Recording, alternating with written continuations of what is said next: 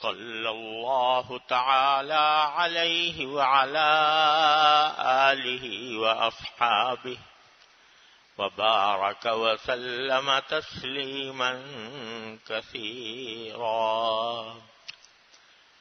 أما بعد فأعوذ بالله من الشيطان الرجيم. بسم الله الرحمن الرحيم. قل إن صلاتي ونسكي ومحياي ومماتي لله رب العالمين.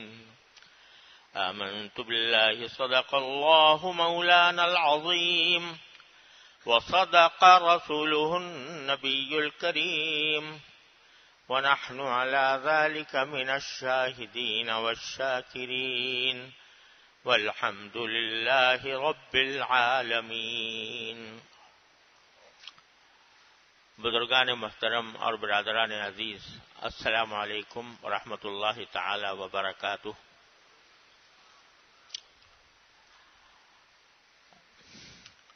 پچھلے جمعہ کو میں نے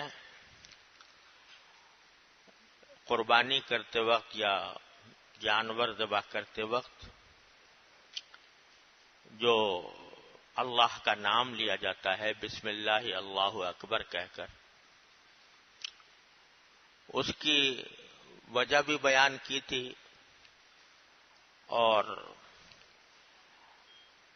جس تصور کے تحت وہ اللہ کا نام لینا چاہیے اس کی بھی تشریح کی تھی.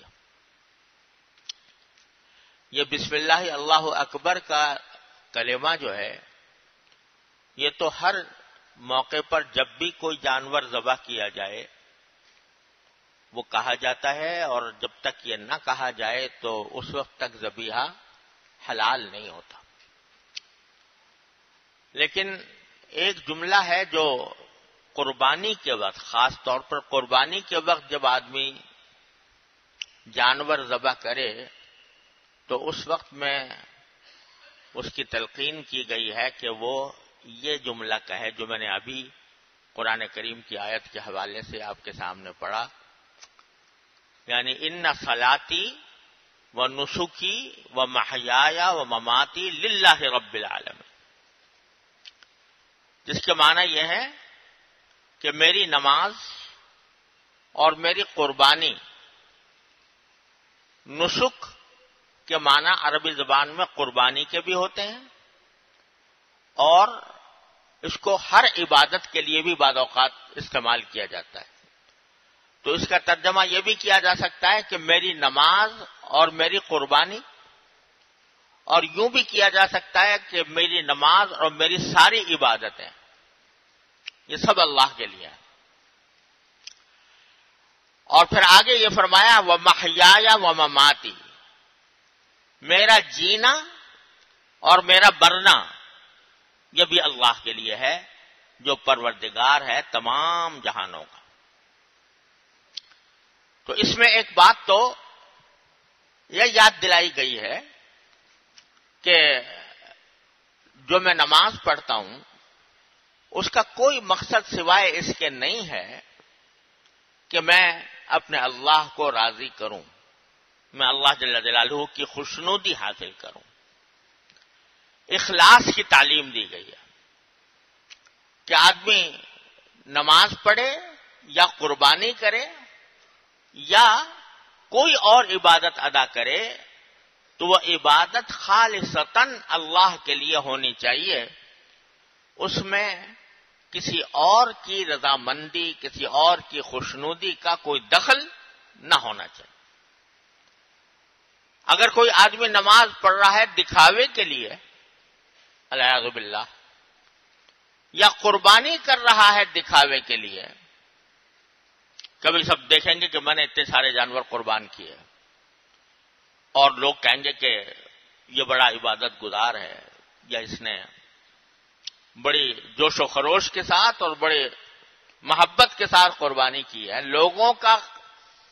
لوگوں کو خوش کرنے کا خیال اگر ہو، اللہ بچائے، تو یہ ریاکاری ہے، یہ نام و نمود ہے. یہ شہرت طلبی ہے، لوگوں کی نگاہوں میں اچھا بننے کا مقصد ہے، تو پھر یہ اللہ کے لیے نہ رہی۔ جو عبادت بھی کسی غیر اللہ کو خوش کرنے کے لیے کی جائے تو وہ عبادت نہیں ہے، بلکہ اللہ بچائے، ایک حدیث میں رسول کریم صلی اللہ علیہ وسلم کا یہ ارشاد مروی ہے کہ من صلی یرائی فقد اشرک باللہ، جو شخص نماز پڑھے ریاکاری کی خاطر، دکھاوے کی خاطر، تو اس نے اللہ کے ساتھ مخلوق کو شریک کر لیا۔ یہ شرک کے جیسی چیز ہے، اللہ بچائے، ریاکاری جو ہے۔ تو میں جو بھی عبادت کروں، صدقہ دوں، خیرات کروں، کوئی بھی کام کروں، اس میں سوائے اللہ تعالی کی رضامندی کے کوئی اور بات مقصود نہیں ہونی چاہیے۔ تو میری نماز بھی اللہ کے لیے، میری قربانی بھی اللہ کے لیے، میری عبادتیں بھی اللہ کے لیے۔ ایک تو یہ یاد دلایا جا رہا ہے عین قربانی کے وقت میں یہ کہو تاکہ تمہاری نیت خالص ہو جائے، اس میں دکھاوے کا کوئی شائبہ نہ ہو۔ یہ بات تو بالکل واضح ہے۔ اللہ تعالی ہم سب کو عمل کی توفیق عطا فرمائے کہ جب بھی ہم کوئی عبادت کریں تو اللہ کے لیے کریں، اس میں کسی دوسرے کو دکھانے کا پہلو شامل نہ ہو، دکھاوے کا پہلو شامل نہ ہو۔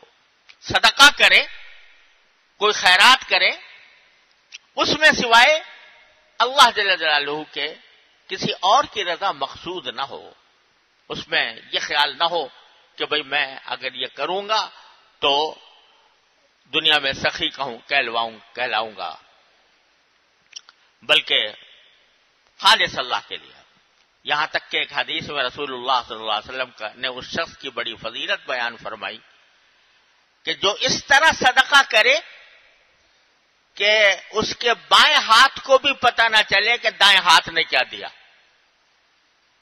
خفیہ طریقے سے کسی کو دکھائے بغیر چپکے سے کسی کو دے دے، اور اس کے بائیں ہاتھ کو بھی پتہ نہ چلے کہ دائیں ہاتھ نے کیا دیا، اس کی بڑی فضیلت۔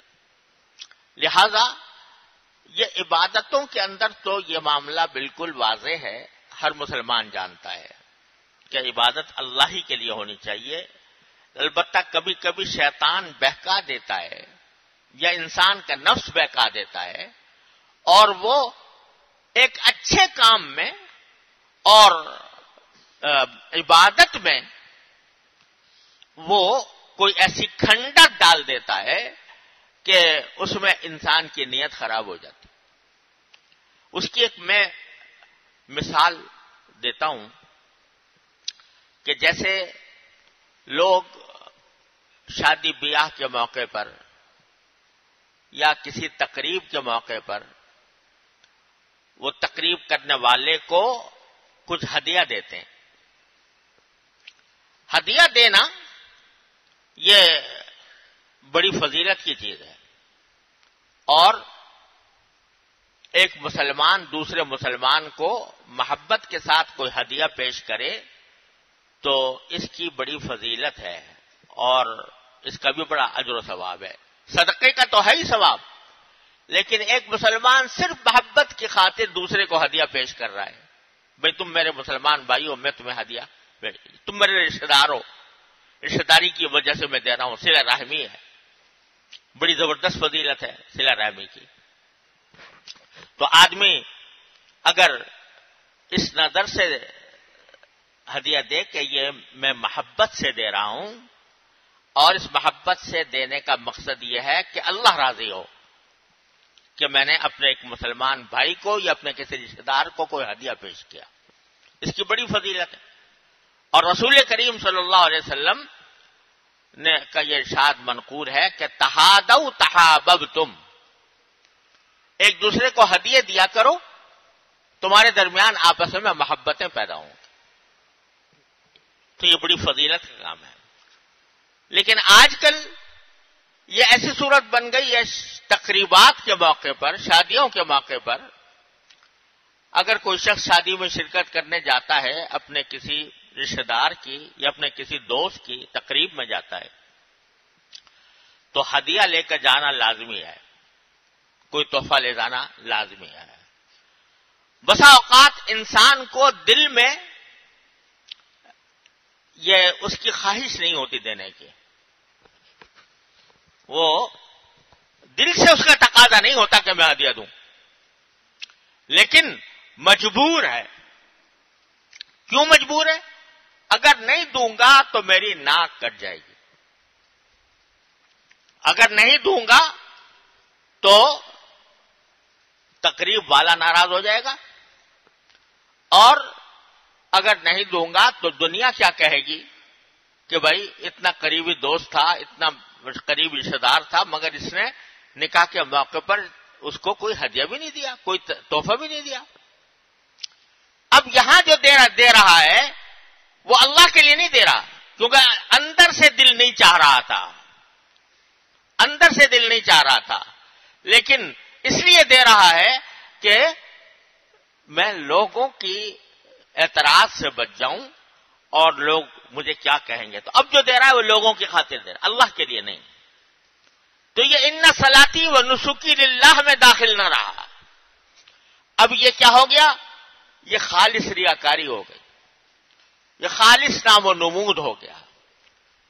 بلکہ بہت سے معاشروں میں اب بھی یہ صورتحال موجود ہے کہ جو شخص شادی بیاہ کے موقع پر کوئی پیسے دیتا ہے تو باقاعدہ اس کی فہرست تیار ہوتی ہے، فلاں نے اتنے دیا، فلاں نے اتنے دیا، فلاں نے اتنے دیا، اور وہ فہرست محفوظ رکھی جاتی ہے تاکہ اس کے ہاں جب تقریب ہو تو میں بھی کم از کم اتنا ضرور دوں جتنا اس نے مجھے دیا تھا۔ یہ نیوتا کہلاتا ہے، اور یہ نیوتا جو ہے اس کو قرآن کریم نے صراحتاً منع فرمایا۔ ما آتیتم من ربا لیربو فی اموال الناس فلا یربو عند اللہ۔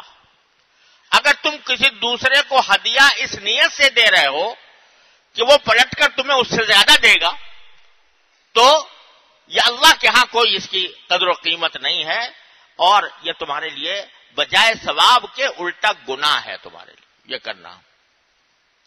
اب ذرا ہم اپنے گریبانوں میں منہ ڈال کے دیکھ لیں کہ ہم کیا کر رہے ہیں۔ تقریبات میں جو ہدیے تحفے دیے جاتے ہیں اس کا مقصود یہ صرف یہ ہوتا ہے کہ دنیا کو خوش کیا جائے، اللہ کو خوش کرنا مقصود نہیں۔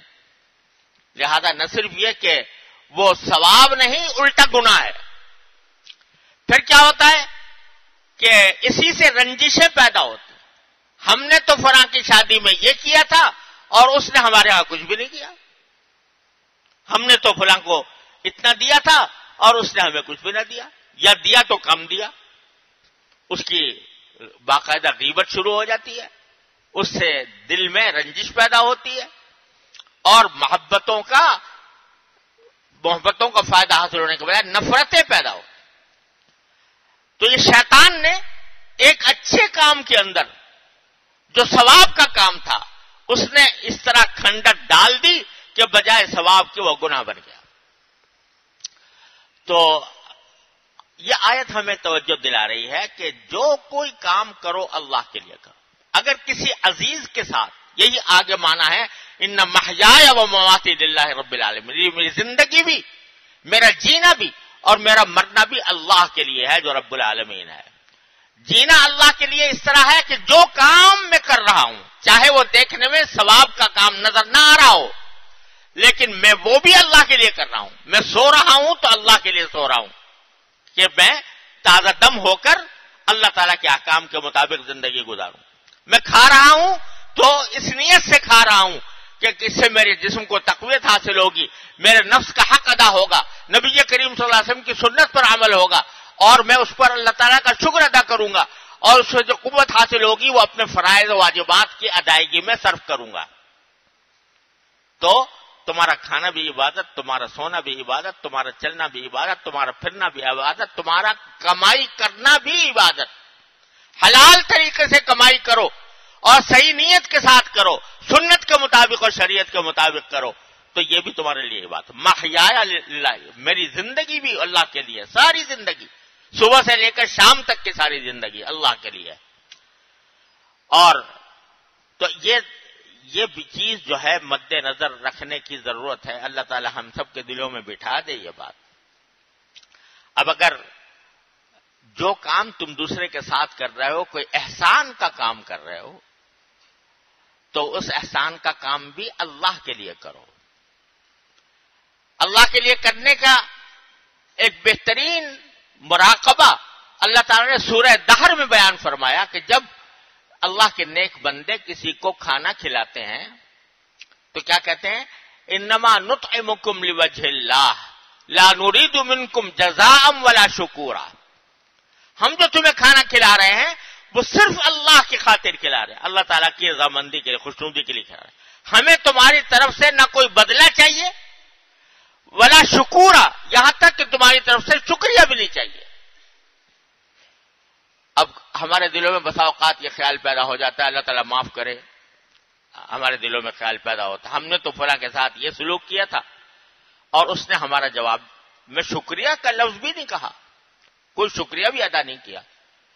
تو اللہ بچائے، یہ کیا ہوا کہ اس کے معنی یہ کہ جو تم نے دیا تھا وہ اس لیے دیا تھا تاکہ دوسرا تمہارا شکریہ ادا کرے.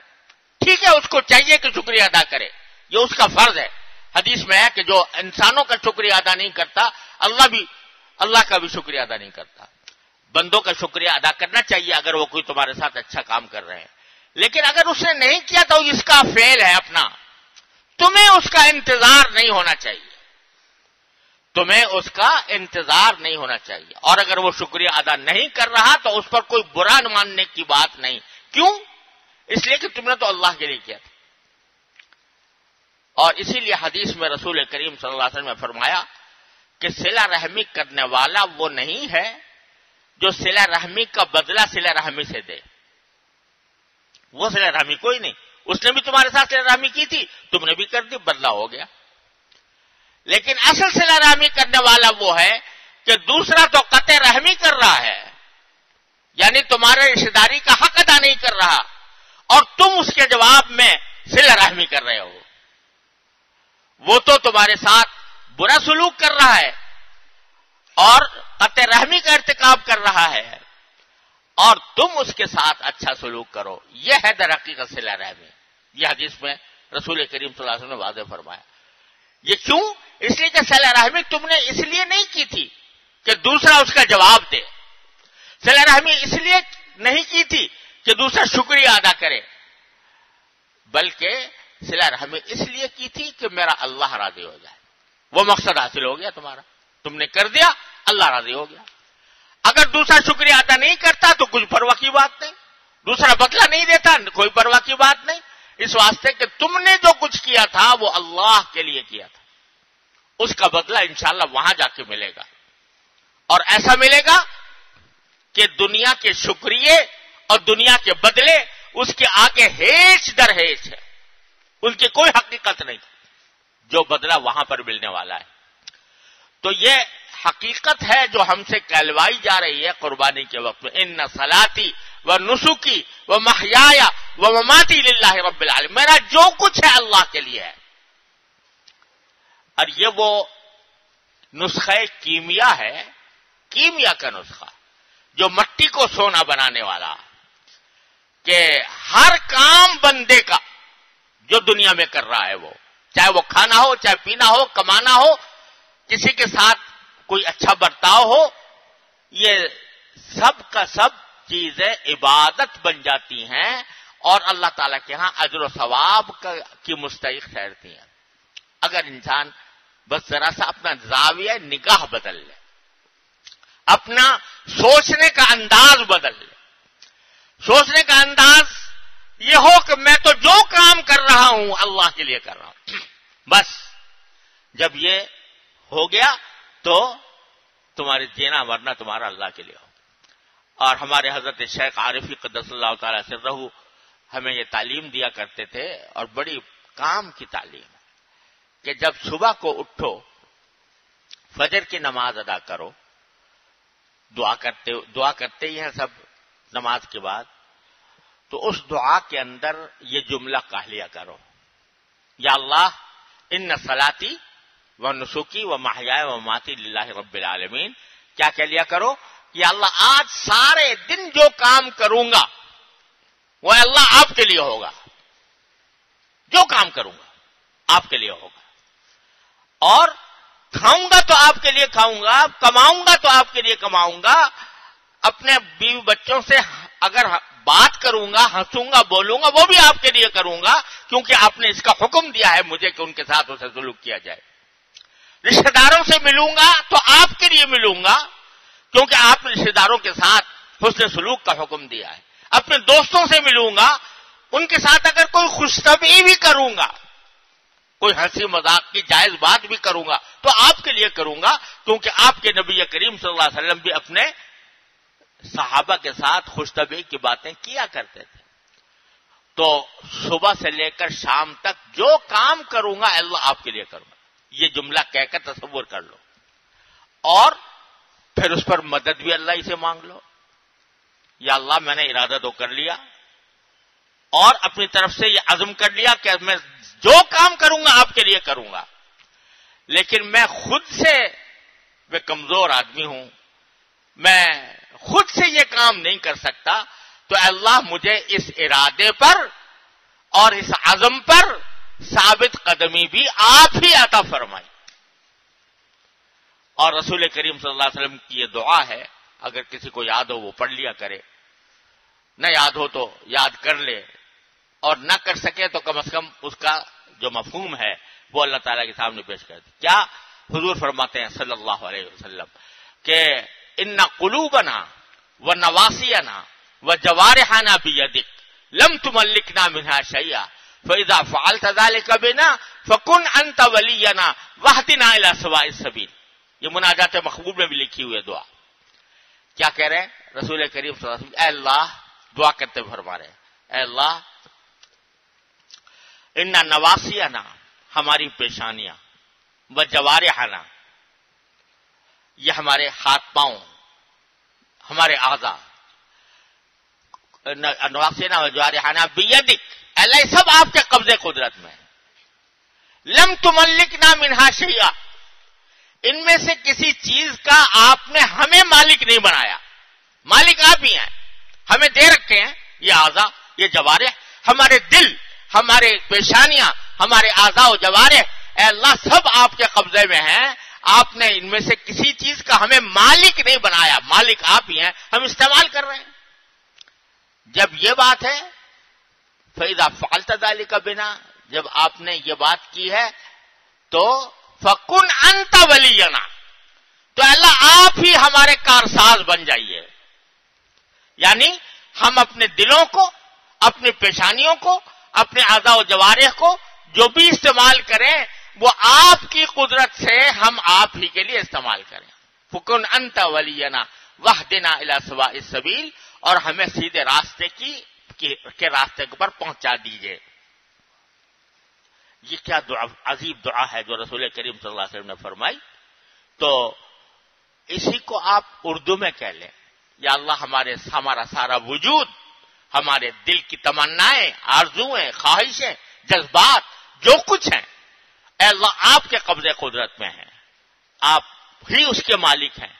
تو اپنے فضل و کرم سے میں نے جو ارادہ کیا ہے کہ میں ہر کام اللہ کے لیے کروں گا، تو اے اللہ اس کی مجھے توفیق بھی عطا فرما دی، اس کے اوپر مجھے ثابت قدم بھی رکھیے، ثابت قدمی بھی عطا فرمائی. یہ پڑھ لیا کرو صبح کو، یہ دعا کر لیا کرو اللہ تعالیٰ کے سامنے، تو انشاءاللہ پوری زندگی عبادت بن جائے گی. محیای و مماتی للہ رب العالمین میں داخل ہو جائیں. رات کو سونے سے پہلے ایک مرتبہ جائزہ لے کر دیکھ لو کہ بھائی آج کے دن میں مجھ سے کوئی غلطی، کوئی گناہ ہوا کہ نہیں ہوا. اگر نہیں ہوا الحمدللہ، یا اللہ آپ کا فضل و کرم ہے کہ میں آپ کی حفاظت میں رہا اور مجھ سے کوئی غلطی سرزد نہیں ہوئی.